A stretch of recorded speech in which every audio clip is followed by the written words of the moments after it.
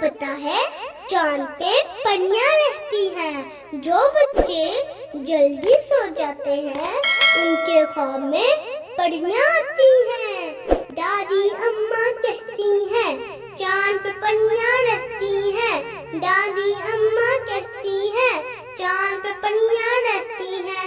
रोज उतर के आती हैं, रोज उतर के आती हैं, अपने पर फैलाती हैं। रात के अंधेरे में जुगनू की चमक ले आती है।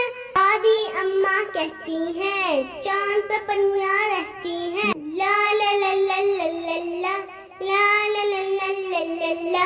रोज उतर के आती है, रोज उतर के आती है, अपने पर फैलाती है। दादी अम्मा कहती है चांद पे परियां रहती हैं।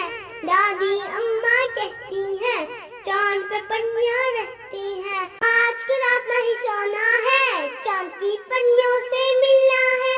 आज की रात नहीं सोना है, चांद की परियों से मिलना है।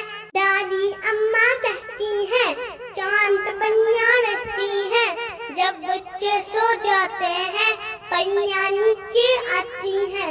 ला ला ला ला ला ला ला ला ला ला ला ला ला। दादी अम्मा कहती हैं चांद पे परियां रहती हैं। जब बच्चे सो जाते हैं परियां नीचे आती हैं।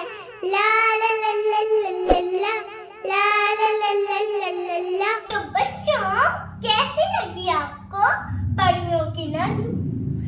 आप भी जल्दी सोया कीजिए।